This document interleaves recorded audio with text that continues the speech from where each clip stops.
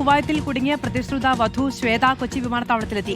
Kuwait airlines പാസ്പോർട്ടും രേഖകളും വിട്ടു നൽകിയതിനെ തുടർന്നാണ് നാട്ടിൽ തിരിച്ചെത്തിയത്. ശ്വേതയുടെ ദുരവസ്ഥ റിപ്പോർട്ടാണ് ആദ്യം പുറത്തെത്തിച്ചത്. ശനിയാഴ്ച തൃശൂരിലാണ് ശ്വേതയുടെ വിവാഹം. നിതിൻ സേവ്യർ വിവരങ്ങളുമായി ചേരുകയാണ്. നിതിൻ, വലിയ ആശ്വാസത്തിലും സന്തോഷത്തിലും ഒക്കെ ആയിരിക്കും സ്വാഭാവികമായും ശ്വേത.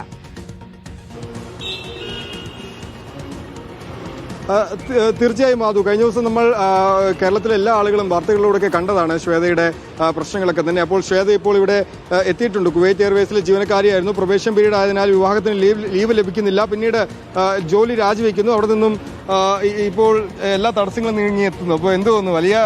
കഴിഞ്ഞ കുറച്ച് ദിവസങ്ങളായി വലിയ ആകാംക്ഷ അല്ലെങ്കിൽ വലിയ ആശങ്കയൊക്കെ ആയിരുന്നല്ലേ? അതെ, നല്ല ടെൻഷൻ ഉണ്ടായിരുന്നു. എത്താൻ പറ്റുമെന്ന് വിചാരിച്ചില്ല. പക്ഷെ മീഡിയയുടെ സപ്പോർട്ടും പിന്നെ എല്ലാവരും നന്നായി സപ്പോർട്ട് ചെയ്തിട്ടുണ്ട്. സ്പെഷ്യലി ഷർഫുദ്ദീൻ കണ്ണേത്ത്. ആ സാറ് വിചാരിച്ചുകൊണ്ട് മാത്രമാണ് ഞാനിപ്പോൾ ഇവിടെ വന്നത്. കാരണം ആ സാറാണ് ഇന്നലെ തൊട്ട് എൻ്റെ കൂടെ ഓഫീസിൽ എല്ലാത്തേക്കും വന്നതും. ആ സാറ് എൻ്റെ സാറുമാരായിട്ട് മീറ്റിംഗ് വെച്ചിട്ടാണ് എനിക്ക് എക്സിറ്റ് പെർമിറ്റ് വാങ്ങി തന്നതും.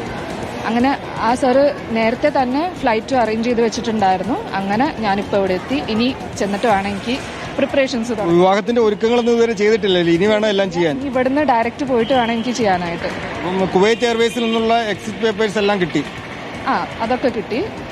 ഇപ്പൊ കുഴപ്പമൊന്നുമില്ല. അശ്വിന് സ്വീകരിക്കാൻ വന്നിട്ടുണ്ട്. അശ്വിൻ കാർ എടുക്കാൻ പോയേക്കുവാണല്ലോ. അപ്പം അശ്വിനും എത്തിയിട്ടുണ്ട്. അശ്വിൻ നമുക്ക് കാണാൻ ദൃശ്യങ്ങൾ കാണാം. അശ്വിൻ കൂടി ഇവിടെ എത്തിയിട്ടുണ്ട്. അശ്വിൻ ഈ ബാഗൊക്കെ എടുത്ത് വെക്കുകയാണ്. അശ്വിനും വലിയ ടെൻഷനിലായിരുന്നു കുറഞ്ഞ ദിവസങ്ങളായി. കഴിഞ്ഞ ദിവസങ്ങളിലൊക്കെ അശ്വിൻ അപ്പം വലിയ ടെൻഷനൊക്കെ ആയിരുന്നു കഴിഞ്ഞ ദിവസങ്ങളല്ലേ. ഇപ്പൊ സന്തോഷമായി. ഇതിനുവേണ്ടി പ്രവർത്തിച്ച എല്ലാവർക്കും നന്ദി അറിയിക്കുകയാണ്.